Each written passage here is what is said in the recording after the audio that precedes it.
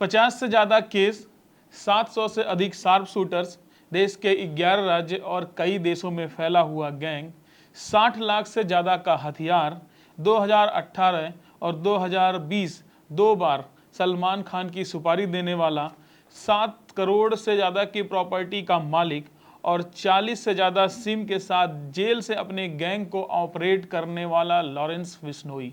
कौन है ये लॉरेंस बिश्नोई, इस वीडियो में आगे जानेंगे। कुछ थ्योरीज कहती हैं लॉरेंस बिश्नोई अपने राजनीतिक हार का बदला लेने के लिए इस जुर्म की दुनिया में आया, तो कुछ थ्योरीज कहती हैं गर्लफ्रेंड की मौत का बदला लेने के लिए जुर्म की दुनिया में लॉरेंस बिश्नोई आया। कौन है लॉरेंस बिश्नोई, कहाँ तक फैला हुआ है उसका गैंग और अपने गैंग को बढ़ाने के लिए कैसे वो गुर्गों को शामिल करता है और किस तरह से ये गैंग आमदनी करती है, इनका मुख्य स्रोत क्या है पैसे का, ये जानेंगे इस वीडियो में। नमस्कार, मैं ब्रिजेंद्र कुमार, आप देख रहे हैं भारत एक नई सोच।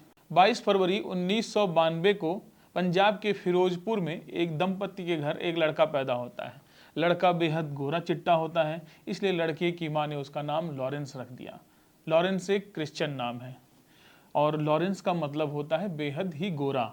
लड़के के पिताजी एक कांस्टेबल थे। ये लड़का था लॉरेंस बिश्नोई। 12वीं तक की पढ़ाई लॉरेंस ने आबोहर जिला में किया, जहां उनके पिताजी रहते थे। इसके बाद अपनी आगे की पढ़ाई एलएलबी करने के लिए वो चंडीगढ़ के डीवी कॉलेज में चले जाते हैं। चंडीगढ़ के डीवी कॉलेज में ही उसकी मुलाकात होती है उसके साथी गोल्डी बरार से, और चंडीगढ़ के डीवी कॉलेज में एलएलबी करने के दौरान ही लॉरेंस बिश्नोई की राजनीति में रुचि बढ़ती है। कौन है गोल्डी बरार, अब ये जान लेते हैं। गोल्डी बरार का असली नाम है सतिंदरजीत सिंह। कनाडा स्थित एक ये गैंगस्टर है और पंजाब के फरीदकोट में इसका जन्म हुआ था।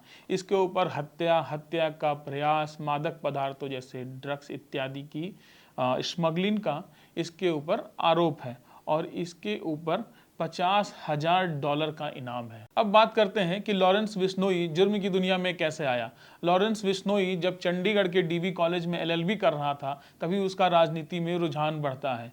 रुझान बढ़ने के साथ वो एक अपना राजनीतिक दल बनाता है, student organisation of Punjab university. इस ऑर्गेनाइजेशन के साथ वो मिलकर चुनाव लड़ता है और चुनाव लड़ने के दौरान वो चुनाव में हार जाता है। हार जाने के बाद खुंदस में आकर के वो एक पिस्टल खरीदता है और जीते हुई पार्टी के साथ जब मुठभेड़ होती है तो वहाँ पर वो गोली चला देता है। गोली चलाने के बाद ही उसके ऊपर पहला केस दर्ज होता है। एक थ्योरी ये भी कहती है कि अबोहर में स्कूली शिक्षा के दौरान लॉरेंस बिश्नोई की एक गर्लफ्रेंड हुआ करती थी।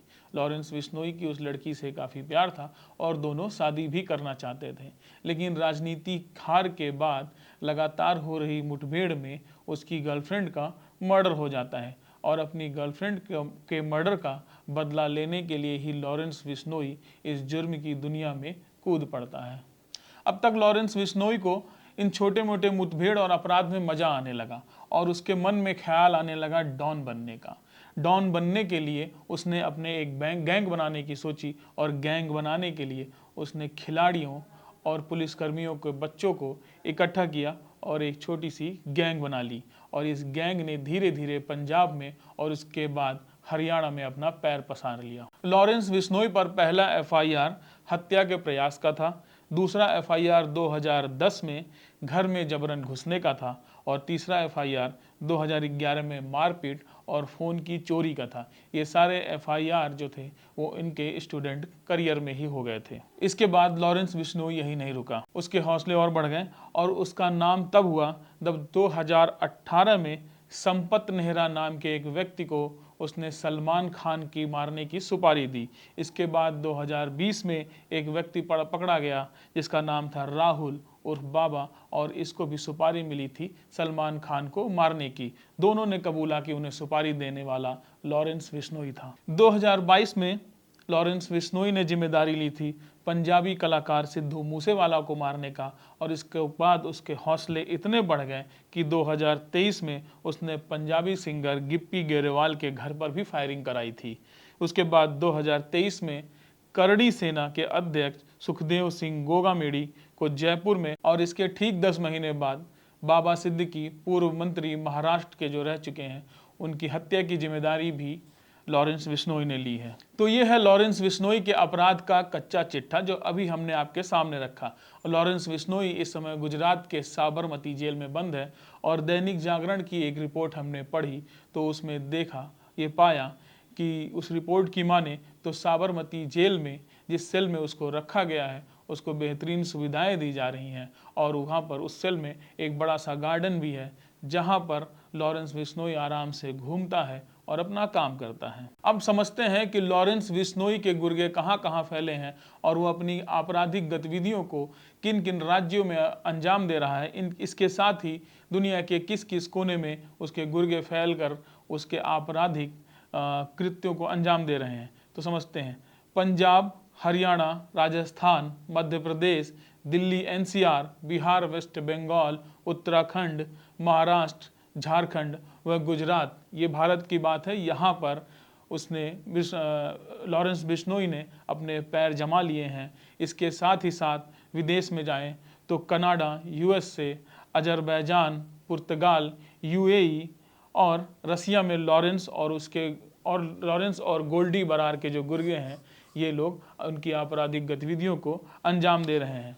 क्या करते हैं ये मैं बताता हूँ। इन लोगों का मुख्य काम है ड्रग्स की तस्करी करना, जबरन धन उगाही करना, किसी को मारने की सुपारी लेना, व्यवसायियों, बिल्डरों या जो बड़े लोग हैं, धनवान लोग हैं, उनसे फिरौती की रकम वसूल करना, ये इनका मुख्य काम है। अच्छा, तो अब समझते हैं कि इनकी जो ये विदेशों में और भारत के कई राज्यों में इनका जो ये आपराधिक कारोबार है फैला हुआ है उसको कौन कौन संभाल रहा है। तो एजेंसियों की अगर माने तो कनाडा, पंजाब व दिल्ली में लॉरेंस और गोल्डी बरार के पास कमान है। इसके बाद राजस्थान, एमपी, यूएई की कमान लॉरेंस के गठजोड़ वाले गैंगस्टर रोहित गोधरा के पास है। मतलब गैंगस्टर, बड़े गैंगस्टर छोटे गैंगस्टर के साथ गठजोड़ कर करके उन्हें अपनी कमान एक कथाकथित एक क्षेत्र में दे देते हैं। पुर्तगाल, UAE, Delhi NCR, Maharashtra, Bihar, West Bengal की कमान लॉरेंस का भाई अनमोल बिश्नोई के पास है। वहीं हरियाणा और उत्तराखंड की कमान काला जठेड़ी के पास है। लेकिन ये सभी अपने अपने इन क्षेत्रों को संभालते हैं और बाद में रिपोर्ट देते हैं लॉरेंस बिश्नोई को। आइए समझते हैं कि लॉरेंस बिश्नोई अपने गुर्गों को कैसे तलाशता है। अपने गुर्गों की तलाश करने के लिए वो टारगेट करता है गरीब और ख़ास करके नाबालिग या युवा वर्ग के लड़कों को। इसके लिए वो इंटरनेट का सहारा लेता है। इंटरनेट के कई सोशल मीडिया प्लेटफॉर्म पर वो एक हैंडल बनाता है जिसका नाम होता है दुर्लभ कश्यप। अब पहले जान लेते हैं ये दुर्लभ कश्यप कौन है। एमपी के मलावा में वर्षों पूर्व देश का सबसे कम उम्र का खूंखार गैंगस्टर दुर्लभ कश्यप की तूती बोलती थी।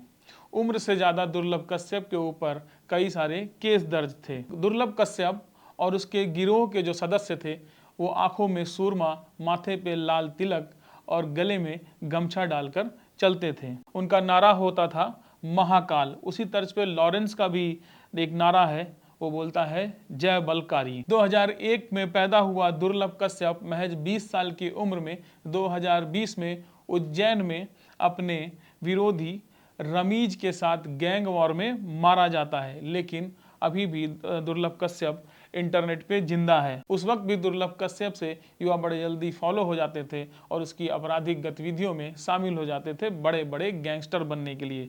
सेम वही तरीका यहाँ पर लॉरेंस बिश्नोई ने अपनाया है। दुर्लभ कश्यप के प्रोफाइल से अपने लिए गुर्गे तैयार करता है और युवाओं को मोटिवेट करता है। लॉरेंस बिश्नोई का शिकार आसानी से वो युवा होते हैं जो गरीब होते हैं, जिनके पास शिक्षा का अभाव या रोजगार का अभाव होता है, या तो वो नाबालिग होते हैं जो उसकी इन बातों को समझ नहीं पाते हैं। राज्य सरकारें और पुलिस तो कई सारी योजनाएं बनाती हैं, बड़े बड़े दावे ठोकती हैं कि हम बेरोजगारी को कम करेंगे, शिक्षा सभी को मिलेगी, इन चीज़ों की बात, गरीबी दूर करने की बात, लेकिन वो फेल हो जा रहे हैं। इसका जीता जागता सबूत ये है कि लॉरेंस बिश्नोई जैसे लोग आसानी से इन युवाओं को भड़का करके अपनी गैंग में शामिल करते हैं और उन युवाओं से ऐसे काम, ऐसी हत्याओं का, ऐसी लूटपाट या फिरौती को अंजाम देते हैं। होता क्या है, इन गरीब के घर में कुछ भी नहीं पहुंचता और इनकी किस्मत में जो मिलता है वो होती है सिर्फ जेल। और लेकिन लॉरेंस बिश्नोई का, जैसे मैंने प्रॉपर्टी बताई, लॉरेंस बिश्नोई के पास अभी भी 7 करोड़ से ज़्यादा की प्रॉपर्टी है। अभी हाल ही में बाबा सिद्दीकी की हत्या का केस जो है इंटरनेट पर खूब वायरल हुआ और इसके 4 आरोपियों में से मुख्यतः 3 आरोपी जिनका नाम है धर्मराज कश्यप, गुरमैल सिंह और शिव कुमार, ये 3 गिरफ्तार हुए हैं, जिसमें से धर्मराज कश्यप की उम्र जो बताई जा रही है वो महज 17 साल की है, मतलब कि वो नाबालिग है। धर्मराज कश्यप और शिव कुमार दोनों की माताओं का जो है इंटरव्यू एक सोशल मीडिया पर वायरल हो रहा है। उनके घर की स्थिति दिखाई जा रही है और बताया जाता है, उनकी माँ ने जो बताया वो बताया, धर्मराज कश्यप और शिव कुमार की माँ ने ये बताया कि दोनों भंगार का काम पुणे में करते थे। तो इससे पता चलता है कि लॉरेंस बिश्नोई जैसे लोग किन युवाओं को टारगेट करते हैं, जिनका सोशल बैकग्राउंड या इकोनॉमिक कंडीशन कैसी होती है, इस सारी कहानी से ये पता चलता है। और इसमें सिर्फ लॉरेंस बिश्नोई या किसी की सोशल कंडीशन या इकोनॉमिक कंडीशन को भी दोष नहीं देंगे, हम अपने बॉलीवुड और फिल्म इंडस्ट्रीज़ को भी दोष देंगे उतना ही। क्योंकि मुझे एक कहानी आज इस स्क्रिप्ट को लिखते हुए याद आ रही थी। जब मैं क्लास 12th में था और मैं उसमें इंजीनियरिंग की तैयारी करता था, कोचिंग के बाद हमारे रास्ते में एक छोटा सा स्टेशन पड़ता था, रेलवे स्टेशन, जहाँ पर कोई भी गाड़ी रुकती नहीं थी। हम लोग जाकर के एक सीट पर बैठे हुए थे, बगल में एक लड़का बैठा हुआ बड़ा शांत से था। हमने बातचीत की, हमने पूछा, ऐसे ही बात हुई, तो तुम क्या करना चाहते हो? हमने बताया हम इंजीनियरिंग करना चाहते हैं। और उस लड़के से जब हमने पूछा, वो हमारी ही उम्र का उस वक्त रहा होगा, हमने उससे पूछा तो उसने बोला मैं अंडरवर्ल्ड में जाना चाहता हूँ।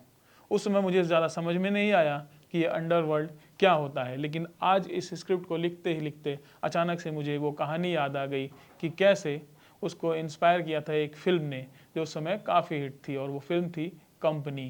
कंपनी जैसी ही कई फिल्में बाद में हमारी इंडस्ट्री में बनी, जिसने इस अंडरवर्ल्ड की दुनिया को ग्लैमराइज करके दिखाया और उसमें क्रिमिनल्स को एज ए इनोसेंट पेश किया, जिसकी वजह से हमारा युवा वर्ग काफ़ी प्रेरित होता है और इस तरह से ऐसे लोगों के, लॉरेंस बिश्नोई ऐसे लोगों के झांसे में आ करके अपनी ज़िंदगी को बर्बाद करता है।